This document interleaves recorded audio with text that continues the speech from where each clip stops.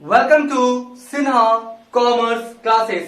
क्या आप BCom, BBA, CMA, CA, CS के स्टूडेंट्स हैं और आपके सिलेबस में ऑडिटिंग से रिलेटेड पेपर को पढ़ना है तो ये वीडियो आपके लिए है।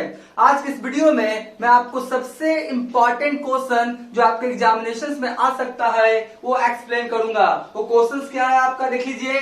क्वेश्चन नंबर 2 है, accounting is necessity while auditing is luxury. मतलब यहाँ पर बोलता क्या है, दो स्टेटमेंट है। बोलता है अकाउंटिंग क्या है, नेसेसिटी है, आवश्यक है, राइट। और दूसरा क्या बोलता है, जबकि ऑडिटिंग क्या है आपका, लग्जरी है, विलासित है।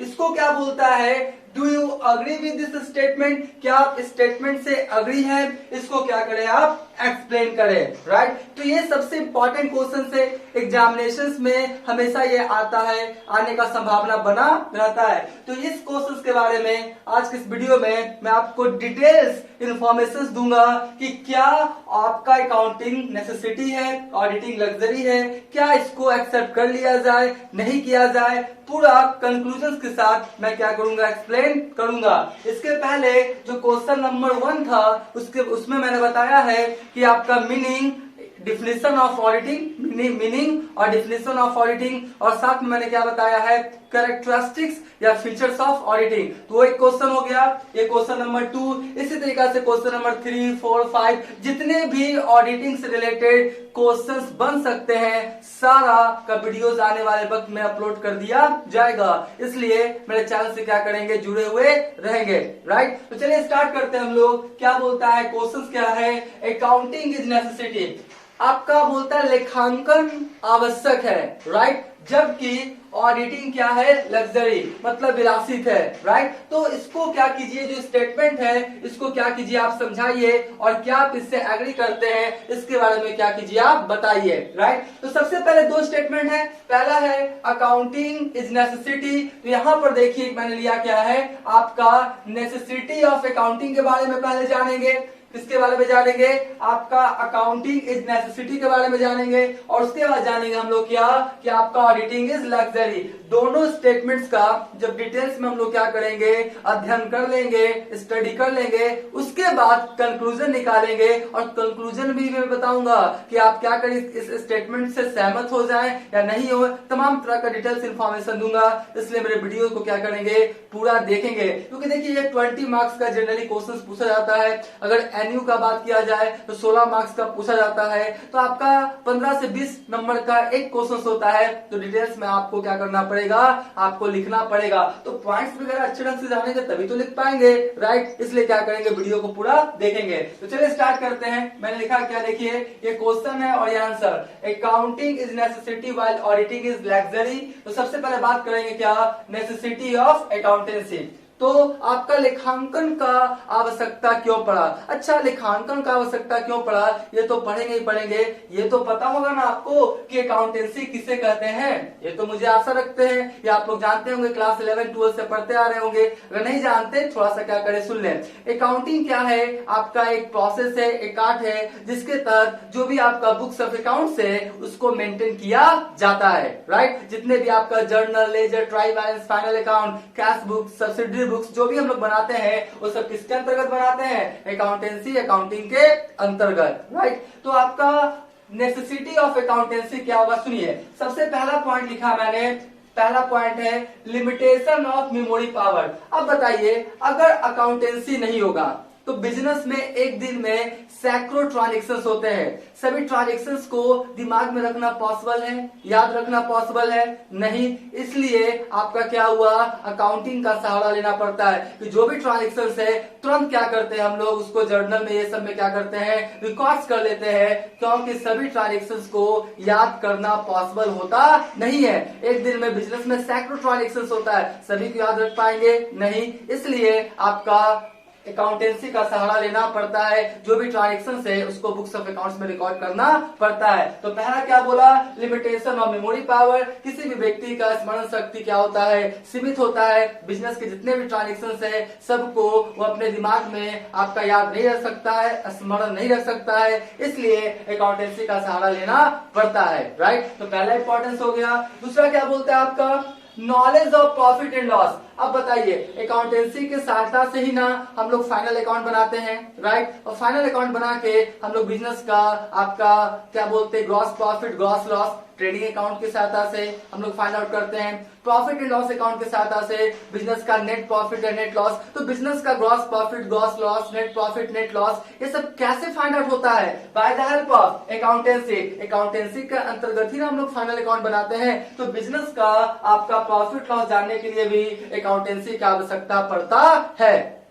और एक बात, ये जितने भी मैंने पॉइंट्स लिए हैं ना, ये आपका किससे लिए हैं? आपका डॉक्टर बीके मेहता का जो बुक है SBPD पब्लिकेशन का, उससे क्या कर रहा हूं मैं, पढ़ा रहा हूं, राइट। तो सबसे पहले क्या बोलता है आपका, लिमिटेशन ऑफ मेमोरी पावर हो गया, knowledge of profit and loss. उसके बाद थर्ड पॉइंट देखिए, knowledge of economic positions of the business. Economic positions मतलब क्या, कि आपका आर्थिक स्थिति बिजनेस का कैसा है, असेट से तो कितना, लायबिलिटी से तो कितना, लॉस कितना, रिजर्व्स कितना, कैपिटल कितना है। तो ये सब आप पता कैसे करेंगे? By the help of balance sheet. Balance sheet बना के पार्टिकुलर डेट में हम लोग पता कर लेते हैं कि बिजनेस में असेट से तो कितना, लायबिलिटी से तो कितना, लोन, रिजर्व्स, कैपिटल एटसेट्रा सभी को पता कर लेते हैं। तो ये किसके अंतर्गत बनता है? बैलेंस शीट आपका अकाउंटेंसी के अंतर्गत ही बनता है ना। तो बोलता क्या है, बिजनेस का फाइनेंशियल पोजीशंस, इकोनॉमिक्स पोजीशंस को पता करने के लिए अकाउंटेंसी का जरूरत पड़ता है, आवश्यकता पड़ता है, नेसेसिटी होता है।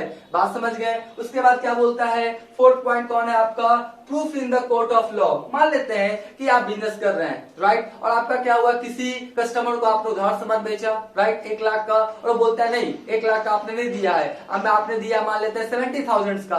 तो आप कोर्ट में केस करेंगे, 30,000 का बात है ना, कोर्ट में केस करेंगे तो कोर्ट पूछेगा, प्रूफ मांगेगा कि ठीक है आपने 1 लाख का सामान बेचा है, क्या प्रूफ है? तो आप बुक्स ऑफ अकाउंट दिखाएंगे ना, इस डेट को मैंने क्या किया है, इतना का सामान बेचा है। आप पूरा क्या करेंगे, आपका बुक्स ऑफ अकाउंट्स क्या करेंगे, सबमिट करेंगे कोर्ट में, मैंने 1 लाख का सामान इस डेट को, मतलब जो भी आदमी उसको क्या किया, मैंने बेचा है।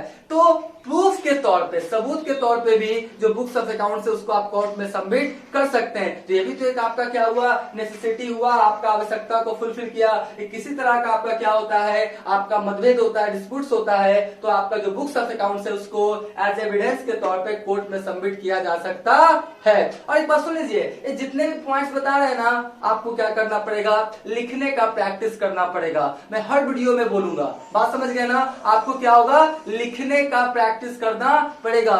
जितना ज्यादा आप लिखने का प्रैक्टिस करेंगे उतना ज्यादा क्या होगा, आपको मार्क्स अच्छा मिलेगा। और लिखने का प्रैक्टिस नहीं करेंगे तो 3 से 3.5 क्वेश्चन जैसे ही आप लिखेंगे ना, आपका टाइम क्या हो जाएगा, कंप्लीट हो जाएगा, हाथ क्या होगा, पेन करने लगेगा, आप ऐसे ऐसे हाथ को झाड़ने लगेंगे। बात समझिए क्यों, क्योंकि आपने लिखने का प्रैक्टिस नहीं किया है। तो लिखने का क्या करें, प्रैक्टिस करें। बात समझे, क्योंकि आपको बीकॉम में, बीबीए में, सीएमए में जनरली क्या होता है, लिखना है। क्या करना है, लिखना है। और देखिए मैं यहाँ पर देखिए आपका जो आंसर शीट है, जो आपका आंसर शीट होगा उत्तर पुस्तिका, उसी में ना लिखने का प्रैक्टिस करेंगे तो जितना अट्रैक्टिव, जितना अच्छे ढंग से क्या करेंगे आप लिखेंगे, आपको मार्क्स उतना ज्यादा मिल सकता है। तो लिखने का प्रैक्टिस करें, क्योंकि वहां पे आपको बोलना नहीं है, आप अच्छा जानते हैं, सभी पॉइंट्स के बारे में अच्छा जानते हैं, लेकिन आप लिख ही नहीं पाएंगे तो मार्क्स मिलेगा नहीं मिलेगा। तो सारे पॉइंट्स को मैं एक्सप्लेन करूंगा, आप क्या करेंगे, लिखने का प्रैक्टिस करेंगे। देखिए मैं हमेशा बोलता हूं, अब बॉयज हैं, गर्ल्स हैं, आपका हाइट ज्यादा है, कम है, गोरे हैं, सामने, उससे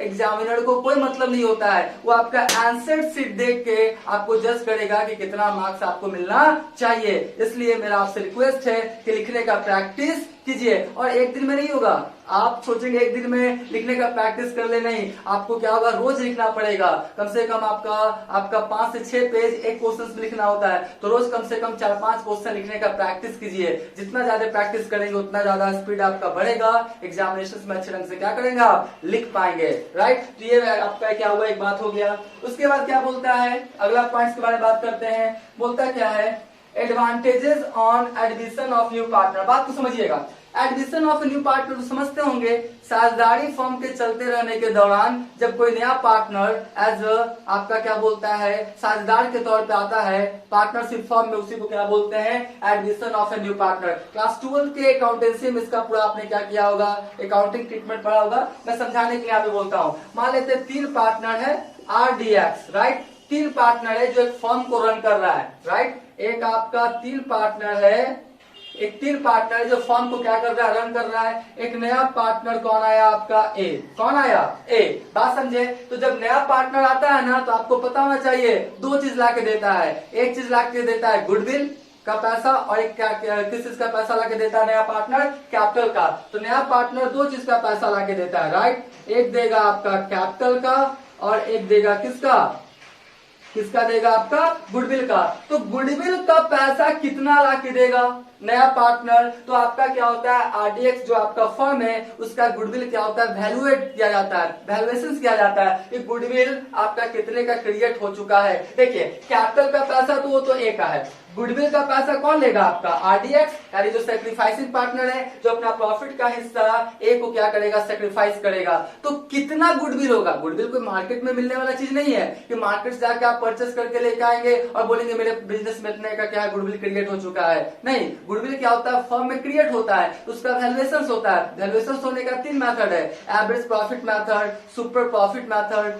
कैपिटलाइजेशन मेथड। तो 3 मेथड्स को यूज करके गुडविल का वैल्यूएशन किया जाता है। तो अकाउंटिंग के अंतर्गत ही ना, अकाउंटिंग के सहायता से ही ना जो फर्म में क्या करता है, गुडविल का पैसा का वैल्यूएशन करता है कि गुडविल आपका फर्म में कितने का क्रिएट हो चुका है। तो एडमिशन के समय गुडविल का वैल्यूएशन होता है, इसके लिए आपको अकाउंटेंसी का सहारा लेना पड़ेगा। तो बताइए या आपका क्या हुआ, यहाँ पर भी तो आपका क्या हुआ, एडमिशन के समय आपका जो अकाउंटेंसी है उसका आवश्यकता पड़ा, तो आपका यहाँ पे पड़ता है जी आपका। उसके बाद मान लेते हैं कोई पार्टनर क्या हो गया आपका, डेथ कर गया, कोई पार्टनर क्या हो गया, डेथ हो गया या रिटायरमेंट कर गया। ये सब क्लास 12 में अकाउंटेंसी में आपने पढ़ा होगा, ठीक है। कोई पार्टनर डेथ कर गया, तो डेथ कर दिया तो जो उसका एक्सक्लूडेड है, रिप्रेजेंटेटिव है, उत्तराधिकारी, उसको पैसा देना पड़ेगा। तो कितना देना पड़ेगा, मान लेते हैं आरडीएक्स है, एक्स का क्या हो गया आपका, डेथ हो गया, एक्स का क्या हो गया, डेथ। तो एक्स का जो आपका उत्तराधिकारी है, एक्सक्लूडर है, रिप्रेजेंटेटिव है, उसको कितना पैसा मिलेगा, इसको फाइंड आउट करने के लिए भी आपको अकाउंटेंसी का सहारा लेना पड़ेगा ना, राइट। तो आपका क्या होगा, वहां पर भी आवश्यकता पड़ता है कि जो पार्टनर डेथ कर गया है या जो पार्टनर फर्म से रिटायर हो गया, सेपरेट हो गया, फर्म से अलग हो गया, उसको कितना पैसा का भुगतान किया जाए, ये फाइंड आउट करने के लिए अकाउंटेंसी का सहारा लेना पड़ता है। तो यहाँ पर भी आपका क्या हुआ, या आपका अकाउंटेंसी का नेसेसिटी हुआ, आवश्यकता हुआ, ठीक है। उसके बाद क्या बोलता है आपका अगला पॉइंट है advantages eight the time of insolvency of A partner. मान लेते हैं कि आप पार्टनर से बिजनेस चला रहे हैं या सोल ट्रेड चला रहे हैं और आपका क्या हुआ, कर्ज बहुत ज्यादा हो गया और उसके तुलना में जो आपका असेट्स है बहुत कम गया। आप उस स्थिति में जब आप जो एक्सटर्नल लायबिलिटीज है उसका पेमेंट नहीं कर पा रहे, मान लेते हैं कर्ज हो गया 10 लाख, राइट, और आपके पास जो आपका पैसा है, असेट्स है, मान लेते हैं मात्र कितना है, 1 लाख। तो 1 लाख का पेमेंट कर देंगे तो भी 9 लाख वाला आपको क्या करेगा, परेशान करेगा। तो उससे बचने के लिए बिजनेसमैन कहाँ जाता है आपका, कोर्ट में, और बोलता है कोर्ट को कि मुझे इंस्टॉलमेंट डिक्लेयर कर दिया जाए क्योंकि मेरा क्या हो गया है, असेट्स कम गया है और लायबिलिटीज बहुत ज्यादा बढ़ गया है, राइट। तो कोर्ट क्या करता है, उसका पूरा बुक्स ऑफ अकाउंट्स को देखता है कि असेट्स कितना है, लायबिलिटीज कितना है, तमाम तरह का डिटेल्स इंफॉर्मेशन देखता है। जब वो सेटिस्फाइड हो जाता है तो कोर्ट क्या करता है, बिजनेसमैन को इंस्टॉलमेंट डिक्लेयर कर देता है। उसके बाद कोर्ट का काम होता है कि असेट्स लायबिलिटीज का एक प्रोपोर्शनेट आपका रेशियो निकाल के जो एक्सटर्नल लायबिलिटीज उसका भुगतान करता है। तो कहने का मतलब है कोई भी बिजनेसमैन अपने आप को इंस्टॉलमेंट डिक्लेयर करवाना चाहता है, उसके लिए उसको बुक्स ऑफ अकाउंट्स होना चाहिए। बुक्स ऑफ अकाउंट्स अकाउंटिंग के माध्यम से ही ना क्या होगा, आपका बनेगा। तो आपका क्या होता है, आपका इंस्टॉलमेंट के समय भी आपका अकाउंटेंसी का जरूरत पड़ता है, राइट। उसके बाद बोलता है क्या है आपका 8वां में facility in determination of income tax. Income tax कितना देना पड़ेगा, राइट। तो इनकम टैक्स कैसे पता लगेगा, तो आपका प्रॉफिट पे ही टैक्स दिया जाता है। बिजनेस में जितना प्रॉफिट होता है उसी पे टैक्स दिया जाता है। तो प्रॉफिट कितना हुआ ये कैसे पता लगेगा, अकाउंटेंसी के सहायता से फाइनल अकाउंट बनाएंगे, पता कर लेंगे कि मेरे बिजनेस में प्रॉफिट कितना हुआ। तो टैक्स प्रॉफिट पे ही क्या होता है, डिटर्मिनेशन होता है। तो प्रॉफिट को फाइंड आउट करने के लिए हमको फाइनल अकाउंट का सहारा लेना पड़ेगा। और फाइनल अकाउंट किसके अंतर्गत बनाते हैं हम लोग, अकाउंटेंसी के अंतर्गत, राइट। तो आपका प्रॉफिट पता लग जाएगा, उस पर टैक्स कैलकुलेट कर लिया जाएगा। तो टैक्स को कैलकुलेट करने के लिए भी अकाउंटेंसी की आवश्यकता पड़ती है। अभी मैं क्या बता रहा हूं, ध्यान से, अभी बता रहा हूं क्या, नेसेसिटी ऑफ अकाउंटेंसी, ठीक है। अगला बात कर लेते हैं हेल्प इन गेटिंग लोन। आप चाहते हैं कि बैंक से क्या करे या किसी फाइनेंशियल इंस्टीट्यूशन से क्या करे, लोन्स ले। तो लोन्स लेने के लिए आपको वहां बताना पड़ेगा किसको, जो फाइनेंशियल इंस्टीट्यूशन या बैंक है कि मेरे बिजनेस में एसेट्स इतना है, लायबिलिटीज इतना है, बिजनेस मेरा प्रॉफिट पे जा रहा है, तो वो कैसे मान लेगा? बोल लेंगे तो मान लेगा नहीं। तो आपको ये आपका final account, books of accounts वगैरह सबमिट करना पड़ता है। कहाँ? बैंक में या फाइनेंशियल इंस्टीट्यूशन में। तब क्या करता है, आपको वो लोन ग्रांट करता है। तो लोन लेने के लिए भी आपको अकाउंटेंसी का सहारा लेना पड़ता है। ठीक है, तो आपका हो गया ना यहाँ पे। उसके बाद बोलता क्या है, कंपैरेटिव स्टडी ऑफ बिजनेस। देखिए, आपका बिजनेस कोई करता है तो देखना चाहता है बिजनेस का मेरा ग्रोथ कैसा है, पिछले साल क्या स्थिति था, अभी क्या है, पिछले साल की तुलना में प्रॉफिट बढ़ा घटा, तो ये सब कैसे पता लगेगा? आपका अकाउंटेंसी के सहायता से, जो भी बुक्स ऑफ अकाउंट्स बनाए उसके सहायता से। तो बुक्स ऑफ अकाउंट्स से हम लोग देखते हैं कि पिछले साल, इस साल या आने वाले साल में कैसा ग्रोथ होने वाला है, कैसा ग्रोथ था। तो ये सब कैसे पता लगता है?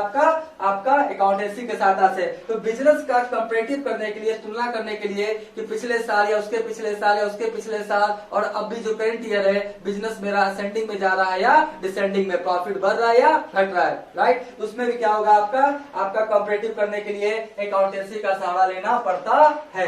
तो 10वां पॉइंट हो गया। 11वां पॉइंट कौन है आपका, हेल्पफुल इन गेटिंग लाइसेंस। ध्यान सुनिए, अगर आप चाहते हैं लाइसेंस लेना, जैसे आप एक्सपोर्ट या इंपोर्ट का बिजनेस करना चाहते हैं, एक्सपोर्ट या इंपोर्ट का बिजनेस करना चाहते हैं, तो बिना लाइसेंस लिए हुए आप नहीं कर सकते हैं। तो आपको क्या होगा, लाइसेंस लेना पड़ेगा। लाइसेंस लेने के लिए प्रूफ करना पड़ता है कि मैं बिजनेस कर रहा हूं। तो बिजनेस कर रहा हूं तो बोलने से नहीं होगा, आपको बुक्स ऑफ अकाउंट सबमिट करना पड़ेगा, तभी जाके आपको इंपोर्ट या एक्सपोर्ट का लाइसेंस क्या करेगा, आपका ऑथोरिटी जो रहेगा वो देगा। बात समझे? तो बुक्स ऑफ अकाउंट्स मेंटेन कैसे होता है, अकाउंटेंसी के सहायता से। अकाउंटेंसी के सहायता से बुक्स ऑफ अकाउंट्स मेंटेन होता है, जिस बात का प्रूफ होता है कि आप बिजनेस कर रहे हैं, तभी आपको इंपोर्ट या एक्सपोर्ट का लाइसेंस मिलेगा। तो इंपोर्ट या एक्सपोर्ट का लाइसेंस लेने के लिए भी बुक्स ऑफ अकाउंट्स, अकाउंटेंसी की आवश्यकता पड़ती है, राइट। उसके बाद कौन है, लास्ट पॉइंट है आपका, helpful at the time of sale of purchase of business. कोई बिजनेस अपना बेचना चाहता है या खरीदना चाहता है, तो आपका बुक्स ऑफ अकाउंट्स देखेगा तभी ना कि बिजनेस इसका प्रॉफिट में जा रहा था कि लॉस में जा रहा था, बिजनेस का एसेट्स कितना है, लायबिलिटीज कितना है, ये सब आप पता करेगा तभी ना कोई खरीदेगा या तो बेचेगा। ये सब पता कैसे लगता है, by the help of accountancy. Accountancy के साथ से बिजनेस का assets, liabilities, loans, capital, profits में था, लॉस में था, गुडविल क्या, तमाम तरह का डिटेल्स इंफॉर्मेशन पता लग जाता है। उसके बाद ही कोई बिजनेसमैन कोई भी बिजनेस को बेचता या खरीदता है। तो बिजनेस को परचेस सेल करने के लिए भी अकाउंटेंसी की आवश्यकता पड़ती है। तो ये क्या था आपका, पूरा आपका क्या था, 12 पॉइंट्स था। इस बीच अभी मैंने सिर्फ एक आपका स्टेटमेंट के बारे में बताया, कौन सा, अकाउंटेंसी इज नेसेसिटी। मैंने ये बता के प्रूफ किया कि अकाउंटेंसी की आवश्यकता क्यों पड़ती है, ये 12 पॉइंट्स के माध्यम से। अब हम लोग पढ़ेंगे इसके अगला वाला, why auditing is luxury. Auditing क्या है, लग्जरी है या नहीं है, इसके बारे में जानेंगे। इसका पहले स्क्रीनशॉट ले लें।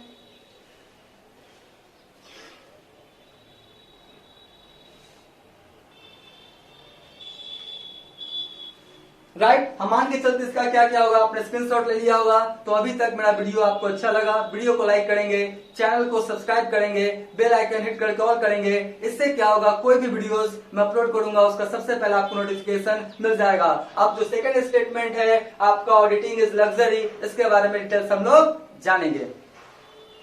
अब हम लोग जो सेकंड आपका स्टेटमेंट दिया गया है, ऑडिटिंग बिकम लग्जरी, इसके बारे में क्या करेंगे, डिटेल इंफॉर्मेशन जानेंगे कि आपका ऑडिटिंग को लग्जरी माने या नहीं माने। तो यहाँ पे क्या हुआ, दो बिजनेसमैन को लिया गया है। एक आपका बिजनेसमैन कौन है, for small businessman point of view, मतलब आपका क्या है, छोटा व्यापारी। और दूसरा कौन है आपका, from big business point of view, यानी आपका छोटा व्यापारी के अकॉर्डिंग भी सोचेंगे कि आपका ऑडिटिंग आपका लग्जरी है या नहीं, और आपका जो बड़ा बिजनेसमैन है उसके अकॉर्डिंग सोचेंगे कि आपका ऑडिटिंग आपका लग्जरी है या नहीं। तो सबसे पहले बात करते हैं हम लोग इसका, आपका small businessman point of view, ठीक है। तो स्मॉल बिजनेसमैन के अकॉर्डिंग देखेंगे तो सबसे पहले क्या बोलता है आपका, एक्सेसिव एक्सपेंसेस, मतलब ऑडिटिंग करवाएंगे तो ऑडिटर को आपको क्या होगा, हैवी फीस देना पड़ेगा, बहुत ज्यादा फीस देना पड़ेगा। तो इससे क्या हो जाएगा, आपका ज्यादा खर्च आपका क्या होगा, आएगा। छोटा बिजनेस है जहाँ पे ट्रांजेक्शन क्या होता है, कम होता है, आपका क्या होता है, सब छोटे लेवल पे होता है, वहां पे ऑडिटिंग करवाना उचित माना गया नहीं है। अगर आप ऑडिटिंग करवाएंगे तो वहां पे ऑडिट का फीस, ऑडिटिंग करने का जो भी फॉर्मेलिटीज है उसको फुलफिल करने में आपको बहुत ज्यादा पैसा का खर्चा करना पड़ेगा। तो आपका क्या बोलता है, small business point of view क्या है, आपका ज्यादा खर्च होगा, अधिक खर्चीला माना जाएगा क्या, ऑडिटिंग, राइट। उसके बाद बोलता है नंबर 2 में क्या बोलता है, डिफिकल्टीज इन परफॉर्मिंग फॉर्मेलिटीज। अब ऑडिटिंग होगा तो आपका क्या होगा, सारा बुक्स ऑफ अकाउंट्स तैयार करना पड़ेगा, सब कुछ रेडी करना पड़ेगा। तो ऑडिटिंग जब होगा आपका स्मॉल बिजनेस में, आपका क्या होगा, वहां पे जो भी आपका ऑडिटिंग से रिलेटेड एक्टिविटीज है उसको फुलफिल करने में बहुत सारा डिफिकल्टीज का सामना करना पड़ेगा, राइट। तो दूसरा आपका क्या हो गया, तीसरा पॉइंट है वेस्टेज ऑफ टाइम। अगर स्मॉल बिजनेस है जहां पे आपका ट्रांजेक्शन क्या होता है, कम होता है, सब कुछ छोटे लेवल पे होता है, वहां पे ऑडिटिंग करवा रहे हैं तो एक तरह से बोला जाएगा वेस्टेज ऑफ क्या है, टाइम है, क्या है, समय का बर्बादी। तो ये आपका हुआ वेस्टेज ऑफ टाइम। उसके बाद बोलता है फुलफिलमेंट ऑफ प्रेस्टीज ओनली। अगर आपका छोटा बिजनेस है, ट्रांजेक्शन वगैरह कम होता है, सब कुछ छोटे लेवल पे होता है, तो भी आप चाहते हैं ऑडिटिंग करवाएंगे ही करवाएंगे, तो एक तरह का क्या है, सिर्फ आप प्रेस्टीज को फुलफिल कर रहे हैं, एक आप दिखा रहे हैं कि हम अपने बिजनेस में ऑडिटिंग करवाते हैं। ऐसे ऑडिटिंग का किसी तरह का कोई आवश्यकता नहीं है। तो प्रेस्टीज को फुलफिल करने के लिए ऑडिटिंग क्या करते हैं, लोग करवाते हैं स्मॉल बिजनेस में, क्योंकि इसका जरूरी होता नहीं है। और जो 5वां पॉइंट है, decrease in the efficiency of employees. अब देखिए ऑडिटिंग करने आएगा कौन, ऑडिटर। तो जो आपका एम्प्लॉइज है, जो अपना काम कर रहा है ना, उसको काम अपना रोकना पड़ेगा, रोकेगा उसका जो एम्प्लॉइज है आपका, उसका वर्क एफिशिएंसी, कार्य क्षमता क्या हो जाएगा, घट जाएगा। बात समझे। तो ये क्या था आपका, अगर देखा जाए small business point of view, अगर कोई ऑडिटिंग करवाता है तो उसे लग्जरी के श्रेणी में रखा जाएगा। Small business point of views, अगर आपका स्मॉल बिजनेस है, आप ऑडिटिंग करवाते हैं तो आपका यहाँ पे क्या हो जाएगा, लग्जरी के आपका दृष्टिकोण से वो देखा जाएगा। बात समझे। तो बात किया जाए किसका, from big businessman point of view, बड़े बिजनेस के अकॉर्डिंग देखा जाए तो बोलता है क्या है, increase in the efficiency of employees. जो आपका एम्प्लॉइज है उसका कार्य क्षमता क्या हो जाएगा, बढ़ जाएगा, क्योंकि उसको पता है ऑडिटर आने वाला है, ऑडिटर आने से पहले सारा बुक्स ऑफ अकाउंट्स हमको रेडी करना पड़ेगा। देखिए यहाँ पे पॉजिटिव बोलना था तो पॉजिटिव बोलेंगे, यहाँ पे नेगेटिव बोलना था तो नेगेटिव बोलेंगे। यहाँ पे एम्प्लॉय का एफिशिएंसी कम जाता है, राइट, और यहाँ पे बिग बिजनेस ऑर्गेनाइजेशंस में एम्प्लॉइज का एफिशिएंसी क्या होता है, बढ़ जाता है। उसको पता है ऑडिटर आएगा, उससे पहले जितना भी बुक्स ऑफ अकाउंट्स है मुझे तैयार करके रखना पड़ेगा, राइट। उसके बाद बोलता है लेस प्रोबेबिलिटी ऑफ फ्रॉड्स। अगर ऑडिटिंग होगा तो फ्रॉड्स, मिस्टेक्स, आपका एरर्स, किसी तरह का अकाउंटिंग प्रिंसिपल्स आपका गलत होने का चांस न के बराबर रहता है। ऑडिटिंग हुआ, आपका एरर्स, फ्रॉड्स, मिस्टेक्स, यही सब तो फाइंड आउट करने के लिए ऑडिटिंग का काम किया जाता है, राइट। उसके बाद बोलता है क्या है, increase in the efficiency of management. Employ के साथ मैनेजमेंट का भी एफिशिएंसी बढ़ जाता है अगर आपके बिजनेस ऑर्गेनाइजेशन में ऑडिटिंग होता है तो, क्योंकि मैनेजमेंट वाले लोग जानते हैं कि आपका जब ऑडिटर आएगा उससे पहले सारा हम लोग को क्या करना पड़ेगा, बुक्स ऑफ अकाउंट सारा आपका सही, जितने भी एक्टिविटीज है सबको सही करना पड़ेगा। तो मैनेजमेंट भी क्या करता है, अपना एफिशिएंसी बढ़ा लेता है ऑडिटिंग के कारण, ठीक है। चौथा पॉइंट है helpful in the development of business. Auditing हो रहा है, ऑडिटिंग से सारा बिजनेस का इकोनॉमिक, प्रॉफिट, लॉस सब आपका ट्रूथनेस के बारे में पता लगता है, जिसके सहायता से बिजनेस रिलेटेड आने वाले वक्त में क्या डिसीजन लिया जाए, बिजनेस को कैसे बड़ा किया जाए, ये सब आपका डिसीजन लिया जा सकता है। तो बोलता है helpful in development of business. Business को चाहते हैं एक्सटेंड करना, बड़ा करना, वहां पर भी ऑडिटिंग अपना एक महत्वपूर्ण भूमिका निभाता है। उसके बाद कौन है आपका, promote decision at the time of insolvency. देखिए आपका ऑडिटिंग हो रहा है, राइट, बिजनेस का ग्रोथ कैसा है, प्रॉफिट में जा रहा है, लॉस में जा रहा है, तुरंत डिसीजन लिया जा सकता है अगर ऑडिटिंग हो रहा है तो, क्योंकि आपका ऑडिटर क्या करता है, जो आपका बिजनेस है, बिजनेस का जो ऑनर है उसको तमाम तरह का डेटा देता है कि बिजनेस आपका लॉस में जा रहा है, आगे जाके ग्रोथ नहीं होगा, आप अभी इंसॉल्वेंट डिक्लेयर करवा लें तो आपके लिए क्या होगा, अच्छा। तो इंसॉल्वेंसी जो है वो सही समय पर उसका डिसीजन लिया जा सकता है अगर आपके बिजनेस में ऑडिटिंग होता है तो। उसके बाद कौन है, safety of the interest of share holders. देखिए कोई कंपनी है, शेयर होल्डर्स क्या क्या पैसा लगाया और कंपनी चलाने वाला कौन होता है, मैनेजमेंट वाले लोग। तो आपका जो शेयर होल्डर्स क्या होता है, बाहर के लोग होते हैं, जनरली आपका हम आप हो सकते हैं, किसी भी कंपनी का शेयर परचेस करेंगे तो इन्वेस्टर के साथ कोई बेईमानी ना हो जाए, तो इसका सेफ्टी प्रदान करने के लिए भी ऑडिटिंग का काम करवाया जाता है। अगर ऑडिटिंग का काम हो रहा है इसका मतलब जितने भी बुक्स ऑफ अकाउंट्स है, जो भी profit loss, economic position show कर रहा है, बिल्कुल सब क्या है वो सही है, राइट। तो अगर कंक्लूजन निकाला जाए, देखिए कंक्लूजन आप पूछना पड़ेगा, राइट, तो कंक्लूजन निकाला जाए तो ये ये हो सकता है कि बात किया जाए छोटे बिजनेसमैन के लिए या छोटे बिजनेस ऑर्गेनाइजेशंस के लिए ऑडिटिंग क्या माना जाएगा? आपका लग्जरी। क्या माना जाएगा? लग्जरी। हाँ, लेकिन आपका बड़ा बिजनेस है, आपका सब कुछ बिग लेवल पे करते हैं, तो वहां पे ऑडिटिंग लग्जरी माना नहीं जाएगा। बात समझे? तो कैलकुलेशन पूरा निकल गया ना। एक बात तो कंफर्म था कि अकाउंटिंग तो आपका अकाउंटेंसी तो नेसेसिटी है ही, उसके बिना तो काम चल नहीं सकता है। ऑडिटिंग करना लग्जरी माने या नहीं माने? तो अगर छोटा बिजनेसमैन है तो आप लग्जरी मान लेंगे, विलासित मान लेंगे, और बड़ा बिजनेसमैन है वहां पे लग्जरी ऑडिटिंग को माना नहीं जाएगा। इसका क्या करें? स्क्रीनशॉट ले लें आप।